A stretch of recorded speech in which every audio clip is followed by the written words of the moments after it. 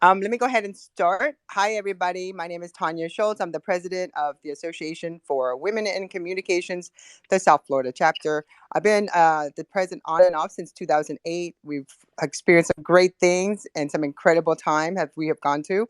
And so today is our another episode, our Empower Yourself Monday. I'm here with my communication director, Emily Taffel, and our VP, Terry Michael.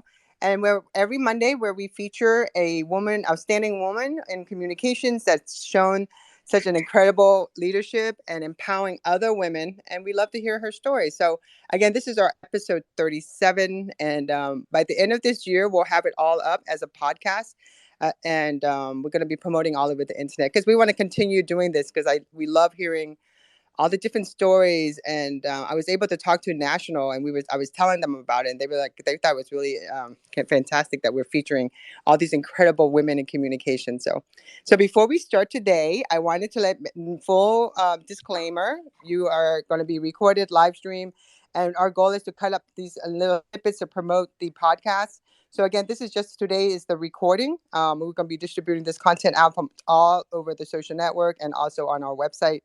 And I'm going to go ahead and give Terry and Michael the mic as she leads us into a mindful breathing technique that helps us start our Monday in an empowerment way. Terry, the mic is yours. Thank you, Tanya. Welcome, everyone. Wherever you are, standing, sitting, laying down, close your eyes.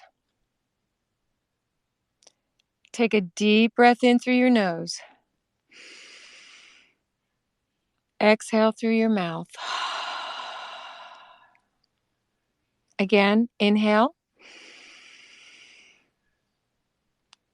and exhale. One more time. Inhale deep in through your nose. And exhale. Eyes are still closed. Relax your face, your jaw, your neck, your shoulders. Let your shoulders drop.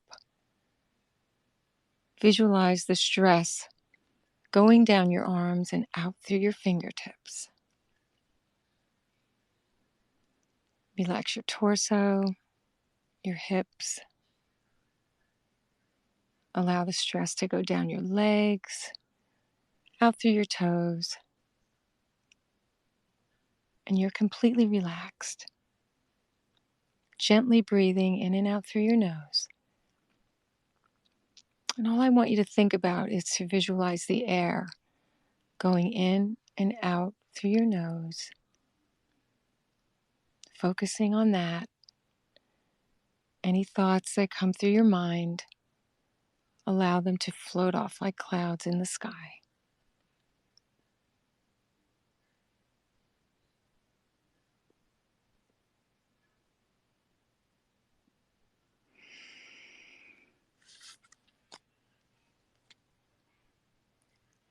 And what I'll do now is close this breathwork exercise with some closing thoughts.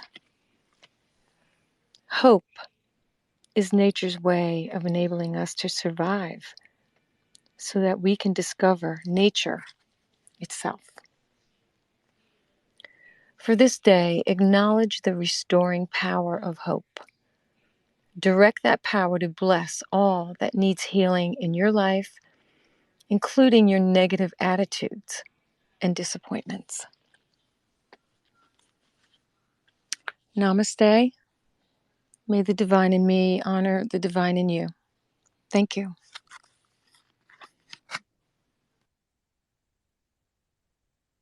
I don't know about you guys, but I can make a whole album on Terry's breathing exercise. I think I tried to do it. So I'm making a collection. Oh, thank you. So Rose and I have been following each other on Twitter. She's a Twitter Space host, but also an incredible communication specialist. But also, and she is a journalist. And we were in Brent's communication events that he did with how to pitch to the media, and it was fantastic. And Emily was part of the panel also. I'm going to go ahead and give the mic, Emily. Emily, I did all the bio and everything. It's on. I sent it to you. It's on our website. I got it, and I'm very excited to introduce Rose to everyone today. So, good morning, everybody, and thank you, Tanya. Rose Horowitz, who's with us today, is a Pulitzer-nominated journalist and the founder of hashtag Women to Follow, a global hashtag trend that had a reach of 12 million views in its first 2 weeks, which is so impressive. She also creates unique Women to Follow programs for organizations and businesses. Since 2021, she has hosted 23 episodes of a live stream, the Women to Follow show, featuring prominent business leaders, journalists, photographers, and authors. She was named a host to watch by the @TwitterSpaces account. Rose has been published in the New York Times, Forbes, the Los Angeles Times, and many other publications.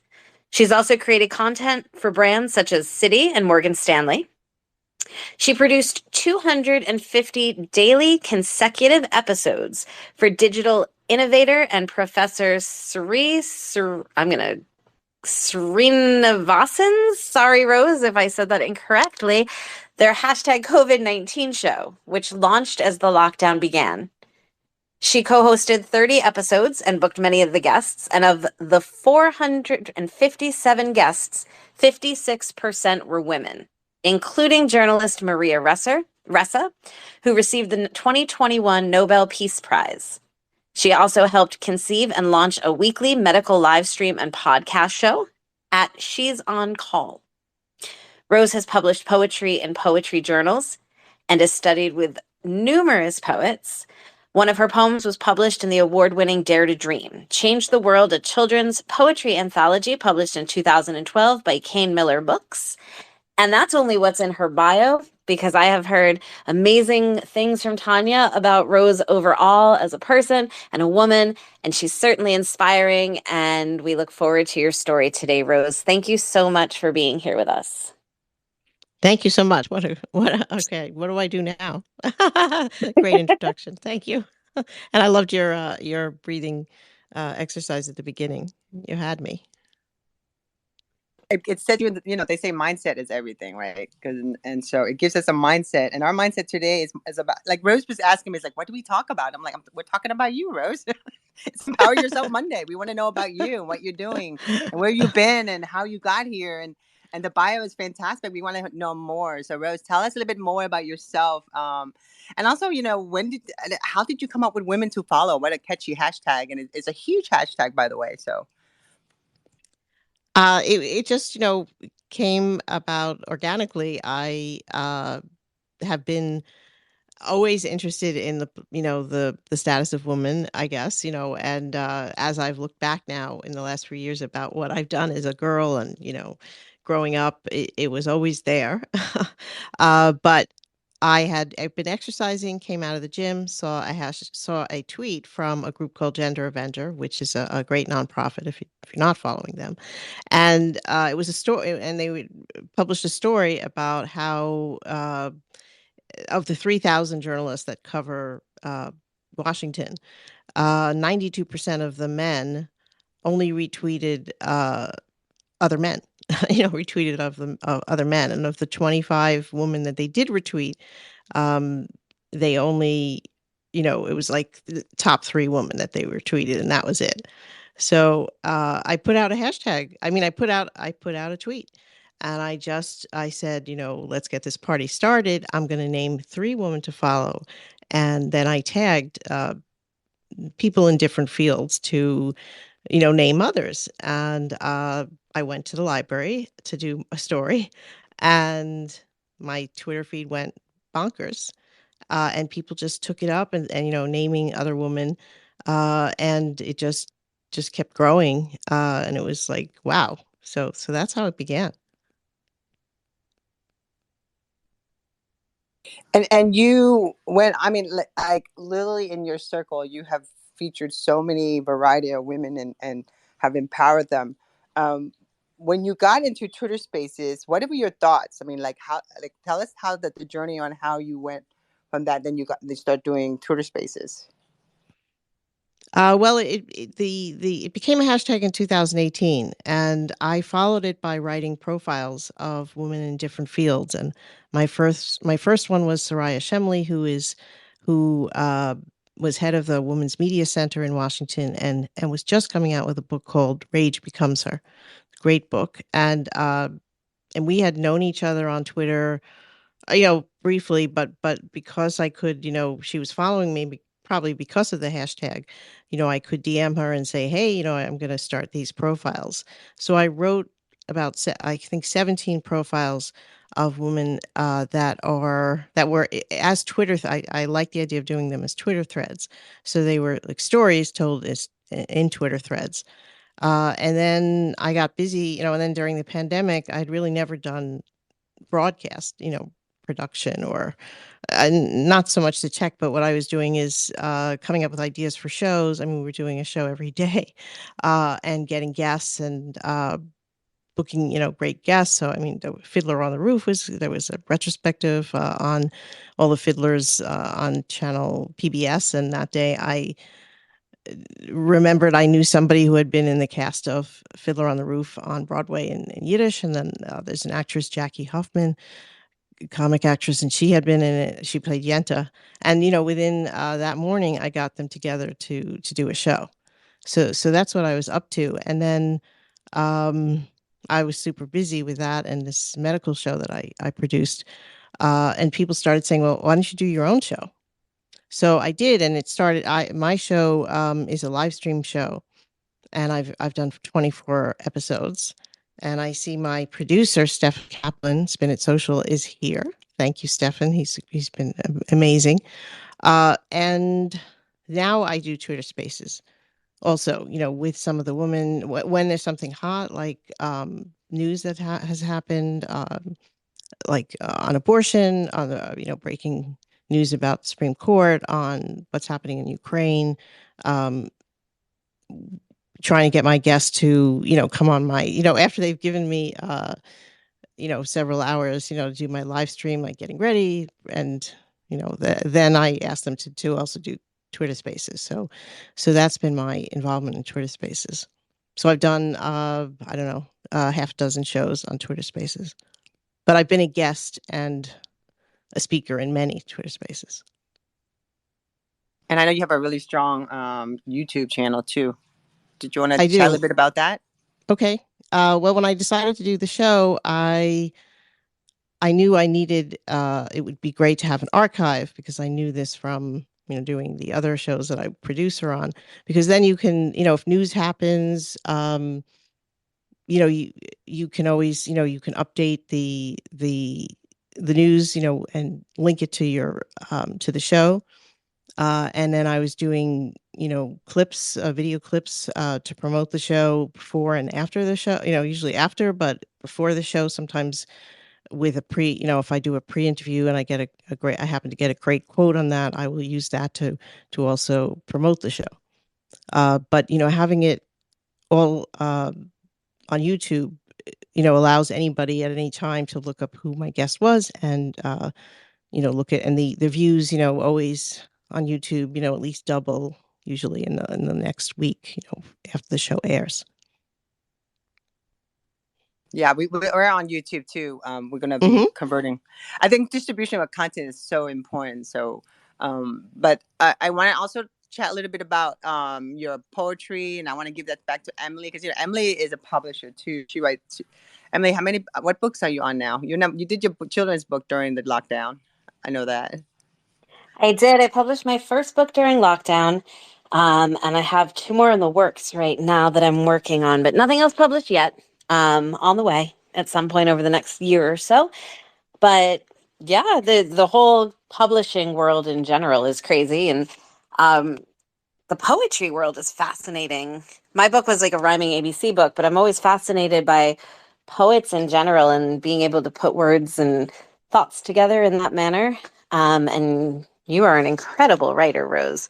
Your poetry is amazing. Well, thank you so much. Have you heard it in any space? I have actually. Oh, good. Okay, great. I've had a request. I read it in one space with Block Muse, and then I think twice I've had it requested other times. So it's nice. It's cool. It's touched people. Yeah, it does. And it's cool. Like, I think it's amazing getting to hear the written word. So actually hearing a poet Mm-hmm. read their work is amazing. Yeah, I mean that's poetry is maybe the oldest form of communication, right? The spoken word, and hearing it spaces is a great way to hear it. And I've discovered some great space. One of the things I've loved when I started on, I guess I started on Clubhouse, but and was in a room and somebody had studied with this, had studied journalism, I think, with Sri Srinivasan, and saw me in the space and said, "Rose, like, hello, you're such a great producer," and it was a poetry space. So it's really been great to meet other poets because when you're unless you go to a poetry reading and even if you go to I was in a room once and it was myself, an Arabic poet, and somebody else from somewhere else, and it was really fascinating that we could all be in that same room because what are the chances, even if we went to a poetry reading, even in, well, New York City is a very cosmopolitan place, but in places that aren't as cosmopolitan, what are the chances you're going to meet somebody from the other side of the world? Absolutely. That's the beauty of Twitter Spaces too, is just Hmm. this global reach, which is amazing. But you're right, I didn't really think of it on the poetry side, but you are correct. It's bringing people together who really would never have been in the same room to hear each other's work and their art like that, and that's amazing. Yeah. Um, and it seems, I mean, everything that you do is so empowering for women, and your writing and your podcasts and your work and just everything. Is this something you've always been interested in, even when you were younger? Were you involved in tell us about your journey in women's Yeah. rights and speaking for women? Okay. Well, after I looked back after about 6 months of doing the hashtag, I'd written a piece. They asked me to write one on how it began, Gender Avenger, which a site that published my. They asked me to write this piece on how it started, and then 6 months later, I said, oh, let me look back and see where how this started because how did I get how did I come up with this idea? And I was at the same time, packing, unpacking lots of things in my house, and I found a poster that I had done at 16, which was a big scale, and I made a collage of men and women, on either side, on the sides, I mean, equal. And I was like, oh, I guess I was thinking about this a long time. And then as a student at the Columbia School of International Public Affairs, I signed up to do an internship at the United Nations Development Program, and they sort of gave me, carte blanche, to write, to do some kind of study. And I thought, why don't I do a piece? Why don't I study the status of women in the UN? So I set about, having interviews with 20 or more, women at the UN, and this was a while ago, so there were very few women. There was no now there's UN Women, and that didn't exist. Um, and and then just as a reporter, when I was covering business and international, I was covering business, but particularly international trade and shipping and world affairs, and that was my background when I worked for after I started the AP, but then I was covering business for this. Paper that specialized in international and trade. And I would go to these, and I was the only woman, in many, many, uh, meetings and press conferences and things. So, I think that, and I guess I'm the only girl in my family. And, when I look back, my older brother went to Bronx High School of Science, and they never, even said, well, would you want to go? you know, so I think it's deep rooted that I want to champion women. I hope that answers your question.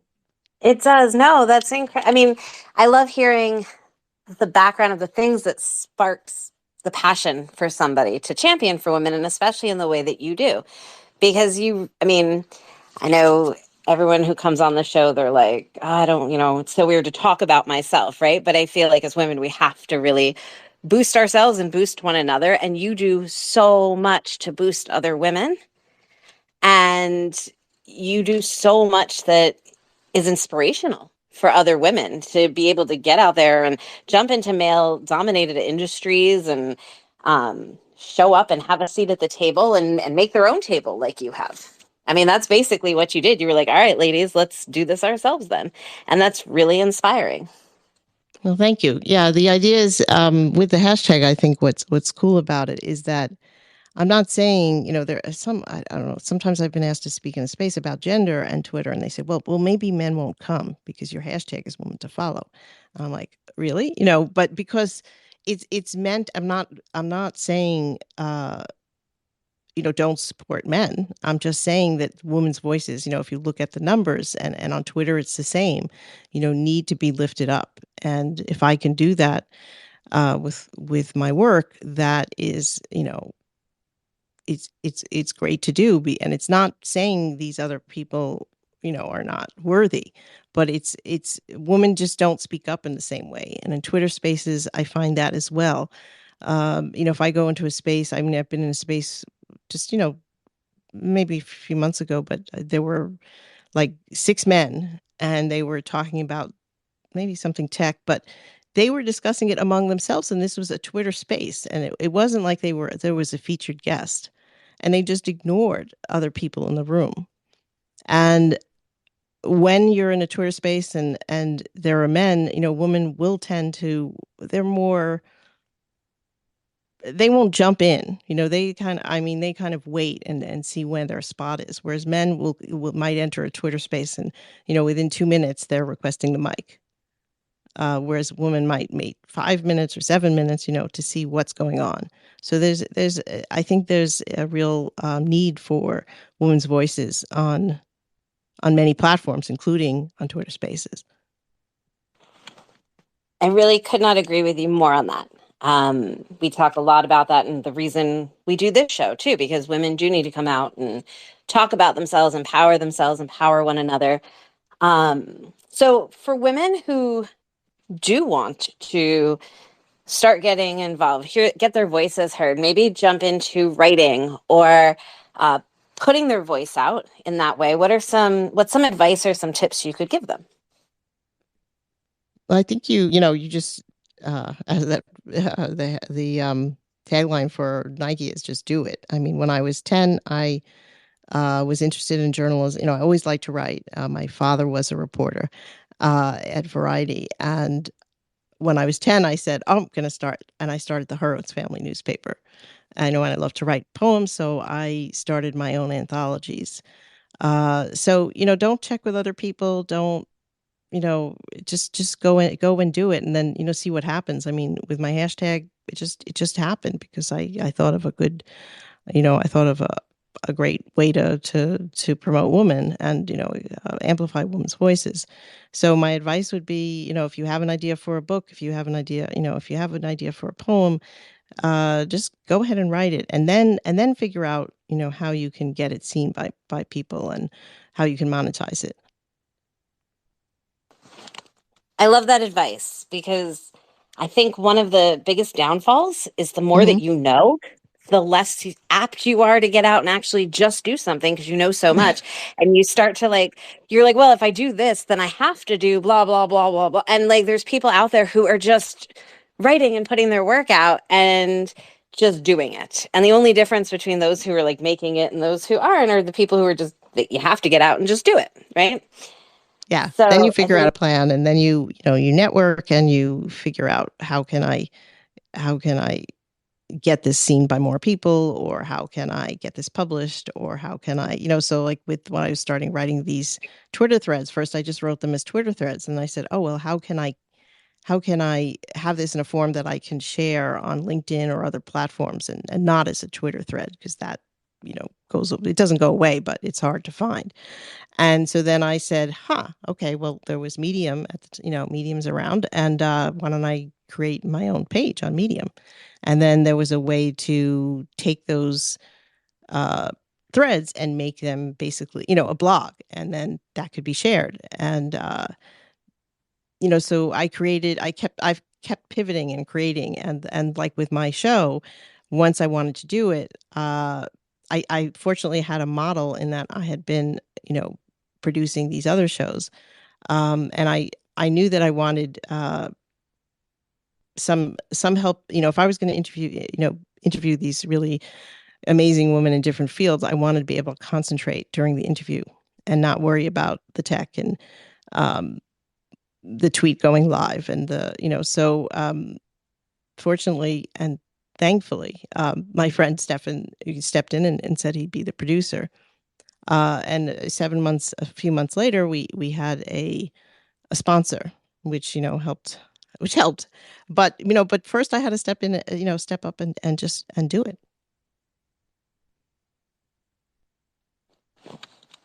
Yep, that has to be the step number one. And we're glad that you did. Congratulations on the success you've had with it so far. Thank you. Thank you. I'm looking for new sponsors. So just putting that out there for the people in the room. It's a great way to align with a great cause. And, if you have a particular cause, I'd be glad to work with somebody about, having a featured speaker on every so often, or figuring out what we could do. That's awesome. If people do want to sponsor, if they're interested in that, should they DM you? Should they email? Is there a website page they should go to? Yes, I do have a website page. People have liked the hashtag woman to follow, and I'm going to get it trademarked because I've had to. So my website is, I think, woman hyphen to, and after the two of follow. That's my website. I also have a Twitter page, woman to follow, but it's woman ampersand, because somebody went and took woman to follow as a Twitter page. So protect your property is the other thing.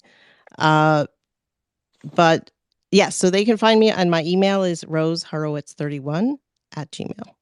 And you can find me on so DM me if I'm not following you and we need to DM, just tweet out, love to follow you, and I will follow you back.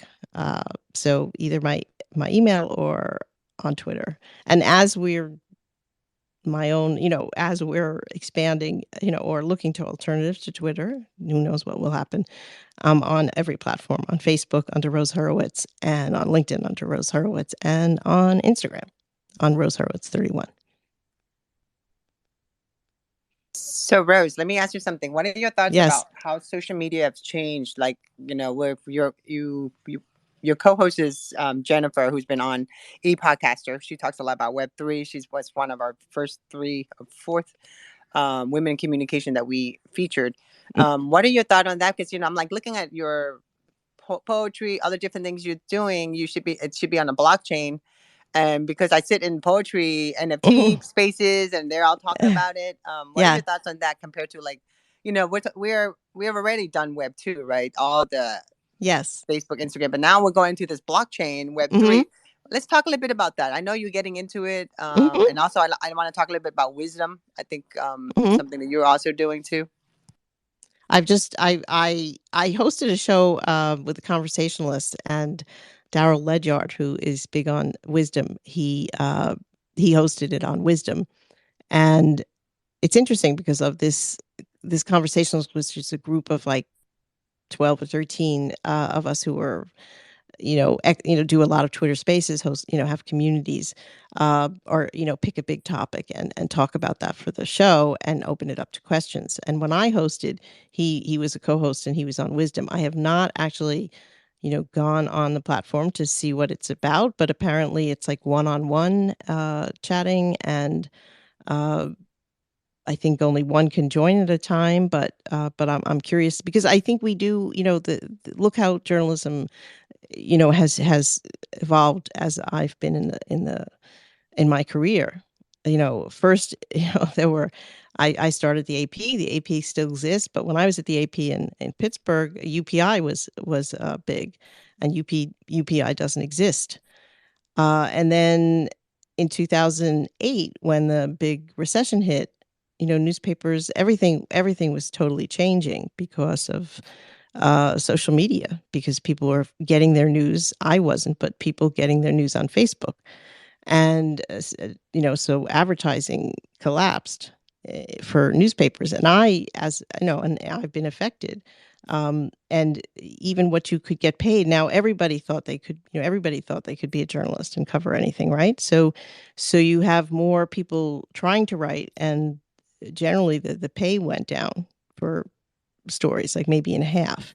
And the publication that I wrote regularly for, which was a trade publication, and I would cover international things like the Olympics in China, or a port story, or business in Scandinavia, they stopped publishing.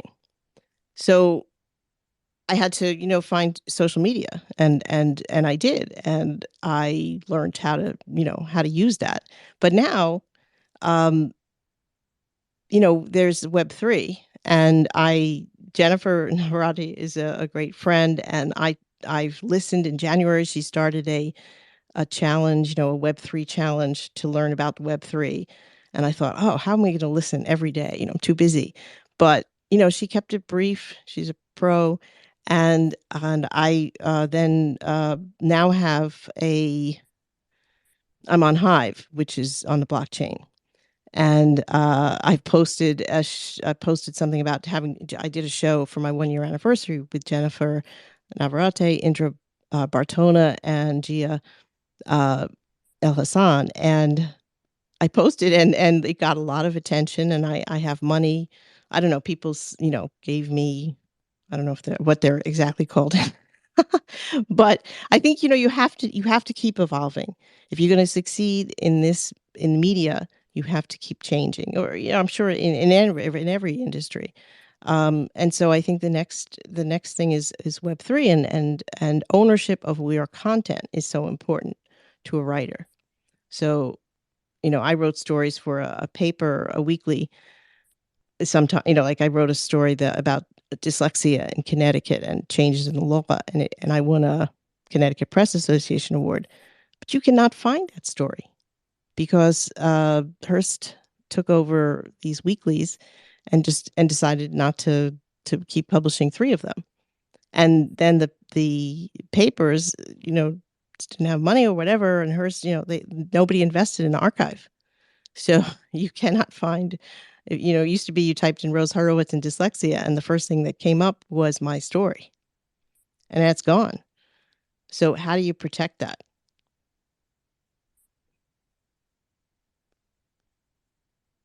No, I love that. It's true. You got it. That's where the blockchain comes into play. And this is an exciting time. That's why I'm so glad you're here, so we can share your talk on this. And I think, there's a lot of room. I mean, some poets I know are like, Black Muse, is minting his poems, and this poet, her handle is Lovely Lions. She's doing it. And, it's something that I could do. And you just I think there's a lot of possibility there. I think I tend to be cautious, want to know about it before I jump in, but I've jumped in.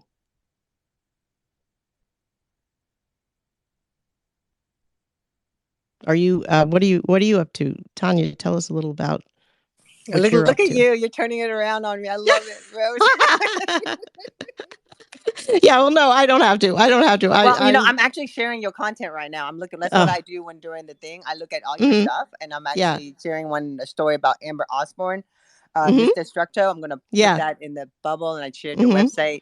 So no, I think this is very important. As a publisher myself, Emily and I, we've known each other. Oh my God, in the early days of Social Media Club South Florida, and I think first part of the Social Media Club Texas, Austin or something. And so we all have indirectly, just kind of weird. We never met until Twitter Spaces and during the pandemic and stuff. But I know publishing is such an important thing for us, and we publish so many different things. We've been doing social media publishing since Pitch Engine started, and then they shut down. And then all that content we created on their platform is gone. I don't see it. It's nowhere to be found. And it's kind of like, you have to sit there and think and wonder, okay, so if I go back to way back machine, am I going to find it? But who's going to do that? And so, so I've been pitching a lot about saying, hey, make sure you have everything in a PDF, make sure you store it Mm-hmm. somewhere, make sure. But to be able to have it on a blockchain is so important. And Emily, what are your thoughts? I think we both agreed about it. I think that's the next the next way for us, because we interviewed Chris Hoyle, who is the co- um, founder of Social Media Club, and he Mm-hmm. was talking about Web3, and this was back in March of Mm-hmm. this year.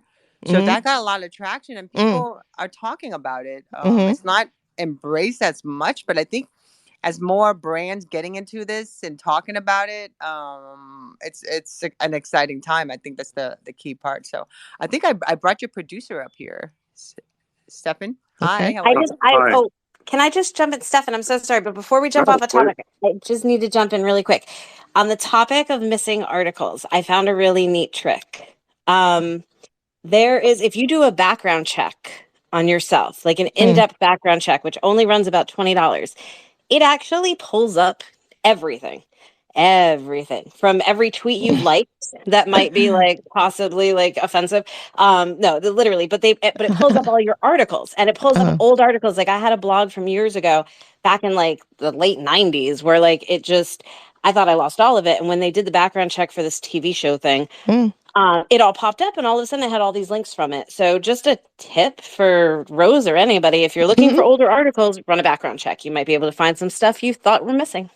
Okay, I will try. I love that. Haven't I didn't tried know that about that. background check, but I can't imagine though, because the paper went out of existence and they just there's no article anywhere. But I will stand corrected if, and I'll tell you if if If I there do was find it. ever a digital copy of it from somewhere, there is the possibility that that background check will bring it up. I found stuff I showed my kids because I was like, Mm. this is what happens when you post online. Everything A you good like, every lesson. comment you make. It was such a good lesson. It's insane what comes up on that check. It's fun to see anyways, because you're like, oh my gosh, when I was like 20, what did I post online?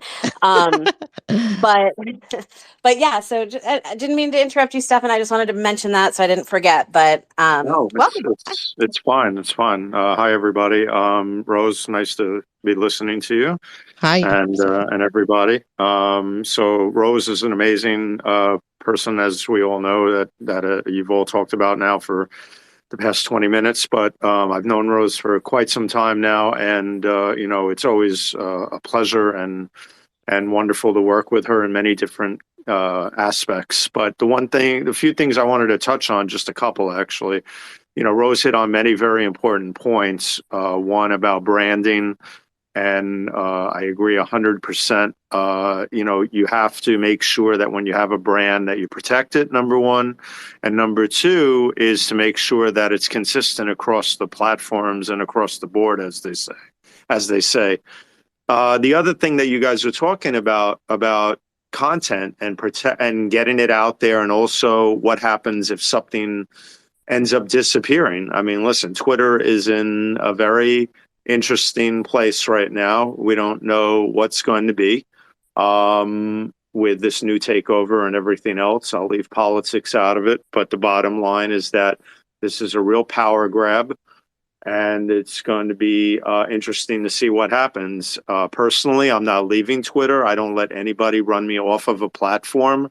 Whatever's going on, I will monitor and then make my decisions. But my point with this is that one of the key things that Rose just talked about is, for example, is where you're putting your content and where it will be for the future. And I've been giving a lot of thought to that too, because as a live stream producer and somebody who did a bunch of shows on his own too, I always wonder what happens if one of these platforms disappears. I mean, listen, it's happened in the past. MySpace went bye-bye. Other things can go, into the stratosphere, so to speak, and just disappear. Platforms can be acquired, they can be merged, they can be taken over, whatever the situation may be. So where is your content going to be? And that's why a friend of ours named Jim Fuse talks about this a lot. And I agree with him 100%. And I need to get my butt moving on this, is making sure our content, for example, is Rose has a great website now, Women to Follow. and everything. And I think one of the things that we all need to do in the future is have all of our content on our own platforms.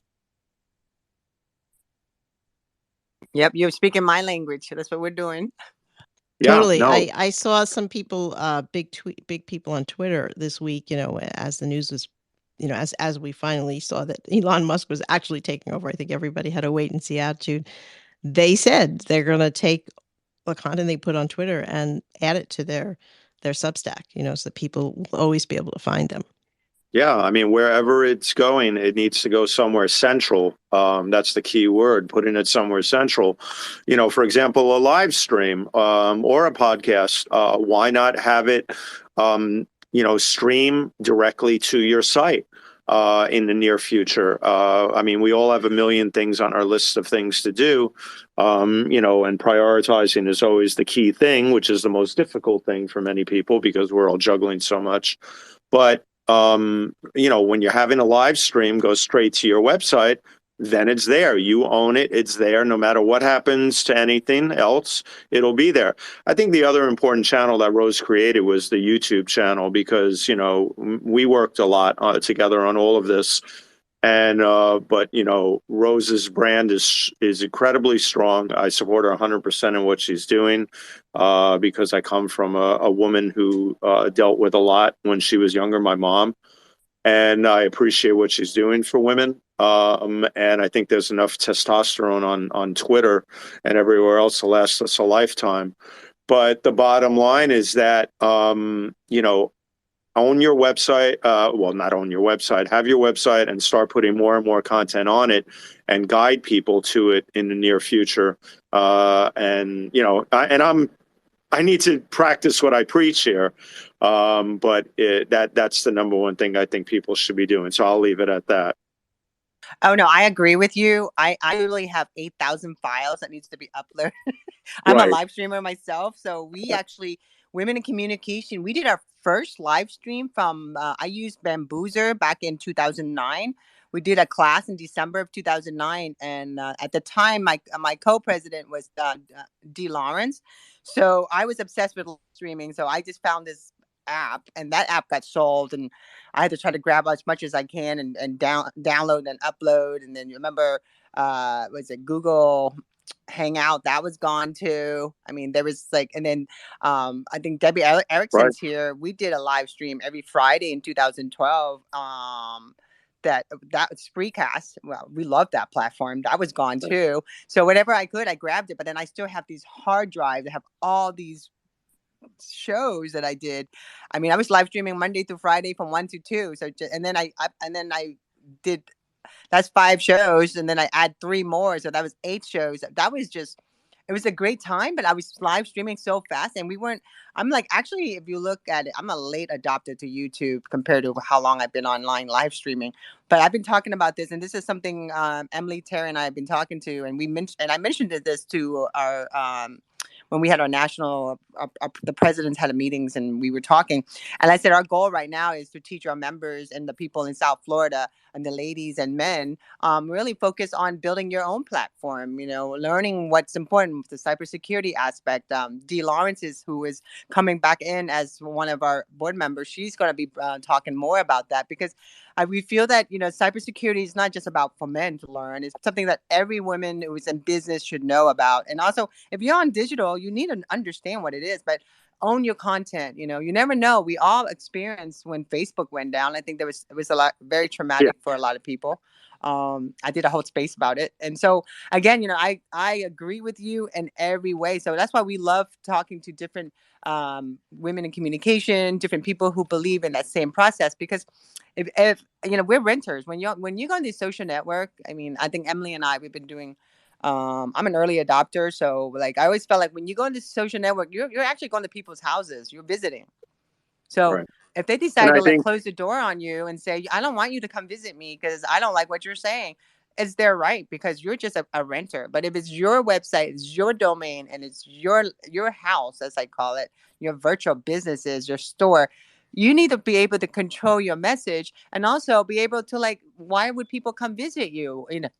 It's great for them to click that link, but what are you going to offer? What are you giving? What are you providing that they want to come back constantly? So, and I think, and I'm looking at all the Rose social network, what she's doing. I love it because she's giving value, but also she's creating a community in her community. Well, that's the key thing right there, Tanya. Is what Rose has done is she's created and she's relentless in terms in a good way of making sure that she stays on point with this and continues to follow through with it every week after week.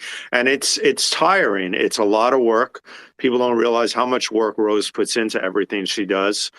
And it's a lot of work. And, she inspires me in other ways because, we've piggybacked off each other on a lot of things. But like lately, I keep telling her and she'll giggle. I know she will, because there's something weird about that. I have not been able to grab myself and get myself on Twitter Spaces like she has. So I applaud her in what she's doing. But getting to my point here, the most unique thing she's done is she's carved out a niche, a niche, whatever you want to call it, everybody, tomato.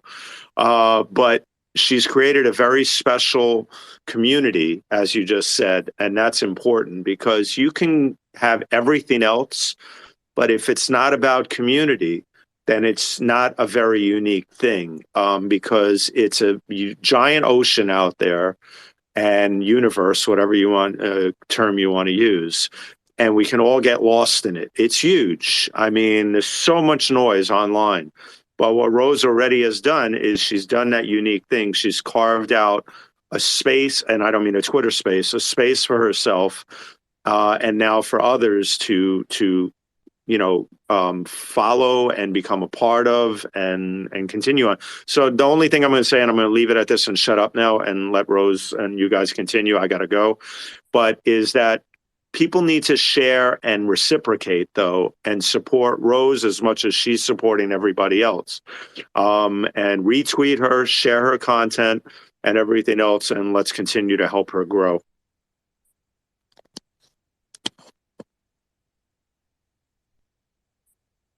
I love that. Thank I you. appreciate you for Thank being you, here saying Stefan. Thank you so much, Stefan. Okay, Yes. I got to run. All right, Stefan. Ciao. Take care. Bye. So it's about 10:50. I want to go ahead and if anybody want to grab the mic, we'd love to have you to come up and chat a little bit. We're here to talk about Rose, but I know Debbie's here. She was one of our. I'm going to send her an invite. Maybe she'll come up.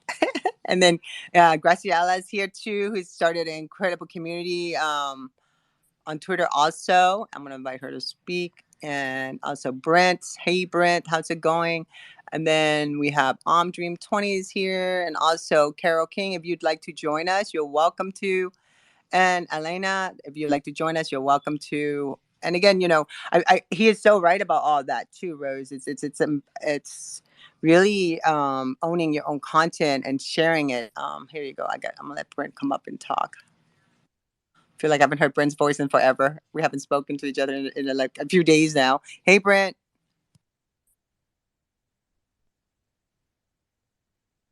Good morning, Brent. Morning, Tanya.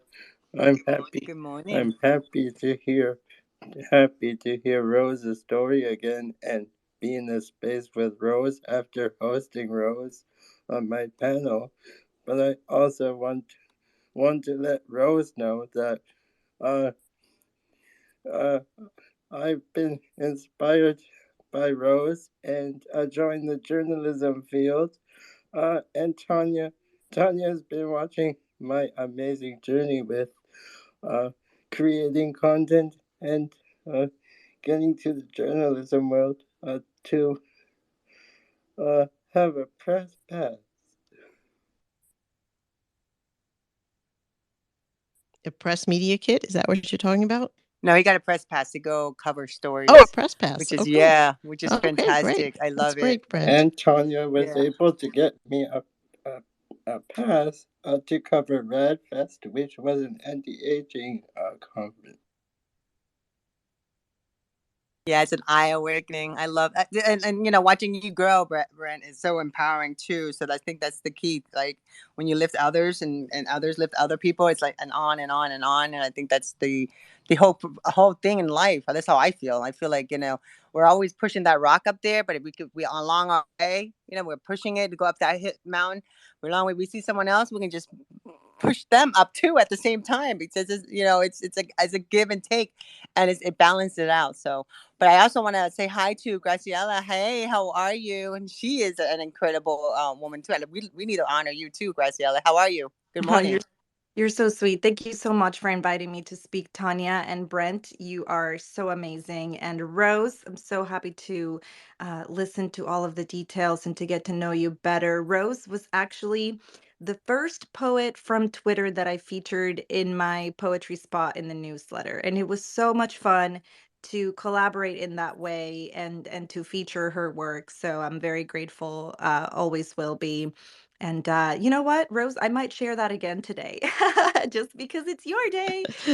I'll share. Ah, thank you, Graciela. Yeah, great. That you know, when things come about, this is fun. On I posted a poem on Twitter, which you know, it's a lot. You know, it's sharing it. How many people can view it, and you know, even if you're in a poetry journal, you know, a poet might usually even a famous poet, they might a publisher might only publish, you know, print 5,000 copies of a book. And you know, and Graciela just texted me saying, I love that poem, can I publish it in my newsletter?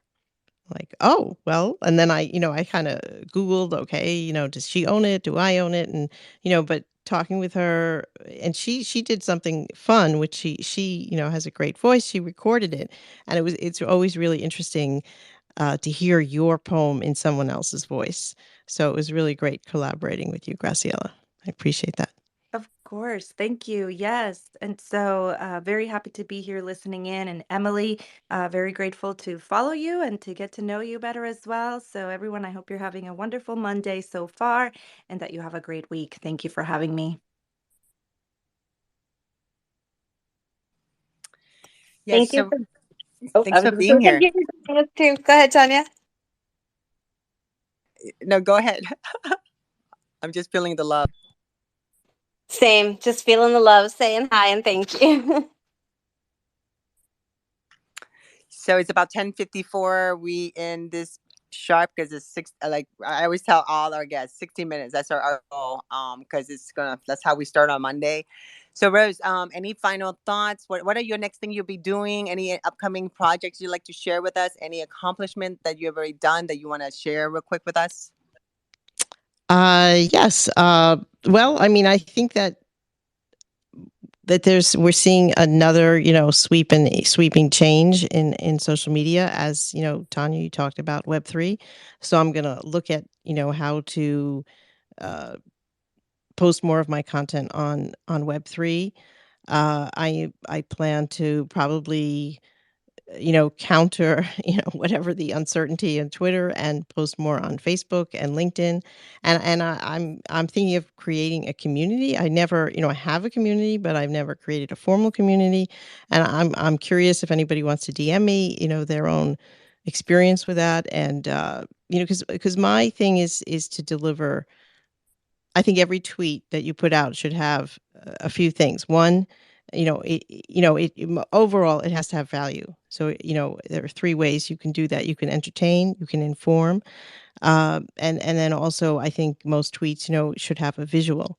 So I spend a lot of time. I've started something called Wednesday Woman to Follow, where I take the if I've had a guest and they've given me their woman to follow, and they put a lot of thought into it, because you know, of course, we all know many women, but I ask for three or more, but at least three. uh, and I put that out as a Wednesday woman to follow, and then I ask other people to ask, you know, those people to tell me who their woman to follow are, and get traction going on that, and respond, and spend the day, you know, responding and retweeting and amplifying those women. uh, but um, I don't know if that's enough of a community, you know, and whether it, you know, behooves me to to create a formal community, because what I guess what I want to do is provide value and inspiration for people. And I don't know if I can do that better in a community, but I think, I'm always looking at ways to improve what I'm doing. So I hope people will watch out. And I do think I'm very generous on Twitter. There is my feed of women to follow, but if I see a friend or somebody I know doing a great thing or posting a great tweet, I will share that. So I'm not, I don't think anyone mostly will not follow me because they see other people's, because I've retweeted other people. So if I've retweeted something, it could be a news story, but I pull out, I usually try to comment. So I endorse being generous, and because that's how you lift other people as you go, by being generous. And nothing detracts. I don't think it detracts from you if you're generous. No, I think you should open a community page on Twitter. I think it'd Okay. be great for you. And Go ahead. I'm part of a bunch of community. I have my own private one that I'm not even like announcing it. I just been sitting on it. But you should just grab your own. It's so Yeah. important, just in case someone decides to make women to follow a community, then you're not the Yeah. owner. Right. I would definitely Right. just do it, and you can keep spaces in there. And I think I feel like it's like the early days of Facebook group pages. That's how I describe a Twitter community. Yeah. So. And people who have, I guess, started, a few years ago on Facebook have communities that are 6,000, or, I mean, they've grown them because it's accumulated over time and allows you to post your, keep your platform, keep your content on there and boost other people's. And it's really great to have a community. I mean, a lot of the people on this space today, I think, do follow me, know what I'm up to, and it's very meaningful when I go to get a great guest. They've usually heard of me and heard of what I'm doing. So I was supposed to have the president of the association of the committee to protect journalists on my show this week, but I didn't feel well, and for first time I had to cancel. And she'll join me again, but she's so busy that she couldn't have time for a space, and but she knows who I am, and when I DM her, she DM me back. So you have to keep building, your integrity, and your being authentic is, to me, is everything. And I know that Brent is, I'm so happy to hear that he's got a press pass and he's going to be writing. And like, he's somebody I know. I believe in him. And there are other people here. Like Carol King is a journalist. We've tried to collaborate on getting some guests and my listening to what her passions are. And Graciela is great. So Terry, Emily, it's great to get to know you a little bit. Debbie has done amazing things. So I think, you just, so my direction in the future is keep exploring new platforms, making sure I own, and continuing to help inspire and amplify women. Fantastic. Oh, so happy. So, Carol, I wanted to go ahead and give you the mic. Welcome. Hey, thank you. Nice to be here with you and to meet all of you. I just want to, express my gratitude to Rose for sharing with me about her journey and inviting me to participate with her when it's possible, when I can, and when she can. And I'm just learning about these Twitter Spaces. I discovered Twitter Spaces only a few months ago, and I've been muddling my way through, and I've found some community on Twitter Spaces that I have chosen to do a lot of deep listening in, and one of them is Black Voices Twitter Spaces, where I'm learning about the feelings of Black Americans, and they welcome participants from among the non-Black community to join and learn and connect. And we were in just this amazing space last night. It was called Uncomfortable Conversations. this is one of the things that's happening on Twitter that I have not seen happen anywhere else, where occasionally you find a space where people uh, begin to trust each other to a level where they start to open up and share the kinds of feelings and attitudes that we just don't get seen shared openly anywhere. And we had some amazing, uh, sharing last night about what the future is for having a social a sense of a social contract in this country where people feel like it's a country for everyone, for all Americans, regardless of your background, and also giving honor to people who have contributed so much to us in our history and have not yet been fully recognized. And so this is a passion that I have discovered gradually by listening in Twitter Spaces, and I bring it up also as an example of what we can do if we explore and we begin to listen where we have not listened before. And so this has been really interesting for me and eye opening. And did I just see Rose disappear? I don't see her here She must have anymore. got a phone call. She Oh, just that's disappeared. Yeah, possible. because we're earning up our Yeah. space. I promised her we'd be done by 11. So Oh no my, worries, Carol. okay. Well, I just wanted to share that because I am so filled with it. We were on this space from 8 p.m. to 3 in the morning. That is how passionate we felt about staying in the conversation. And we had people there not just from the United States, but we had somebody who was an American living in Paris who was participating, and we also had a woman from Pakistan dip in and tell us about the struggle of women in Pakistan, and the challenges there. And this is I just wanted to share that I'm amazed that this is possible on Twitter, and that it's possible with so few barriers to entry, the conversations that we could create, the conversations that we could foster. And I'm beginning to really think about, what I think I would like to do myself when I start a space, when I begin to create a space, because I haven't ventured in to do that yet. I do have a radio background, but it's a producer radio background. It's a reporter producer where I go with my microphone into the field and gather the sound and produce the stories for public radio. But I have been away from it for 5 years because my mother became my mother began declining suddenly in her health, and I decided to put my life aside to take care of her in her final years. And I came actually with the idea of staying for 5 days, and I ended up staying for 5 years.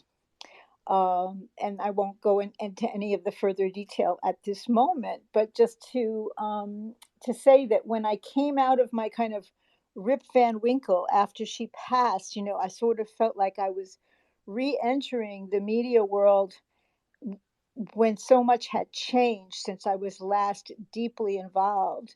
And so Twitter was where I surfaced.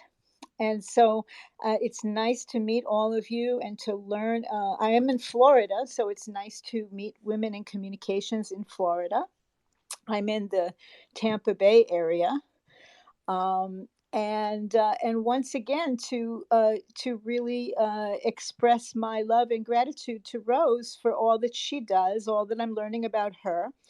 And Rose and I actually have many things in common, one of which was that we were both at the School of International Affairs at Columbia, but not at the same time, and maybe not with exactly the same focus. But great minds think alike and show up in interesting places together. So I am glad to be here, and I hope to meet you and see you all again. Yeah, well, we love that you're from Florida. There's a bunch of women communication because we're the only chapter in Florida right now. But there's people in Tampa actually trying to start a chapter, and that I'm trying to help So we should definitely connect and get to know each other. And we actually did a whole thing on Terry is a caregiver right now too. I was a caregiver too, so we did a whole space about caregiving as a woman, and what happens when we're done caregiving. Where do we go next? We have had several conversation about. That's something that as a chapter president, I'd like to raise awareness about, because all of us eventually at one time in our life, Emily's a caregiver actually, will be caregivers. So thank you for being here, Kara, and I appreciate you for sharing your story, and I look forward to getting to know you better. But on that note, any closing thoughts, Emily? We're going to go ahead and shut down this space. Just a big thank you to Rose and to everybody for being here today, and join us again next week. And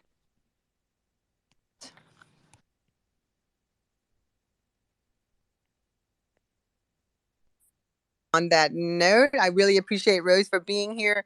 And again, everybody, have a great day. And we will be back next Monday for another Empower Yourself Monday. It'll be our episode 38. And again, all the episodes that we're creating is on our website. And it's also all on our Facebook and our YouTube. But we're planning to have all this uploaded in as a podcast series. So again, have a great day, everybody. Bye. We appreciate you.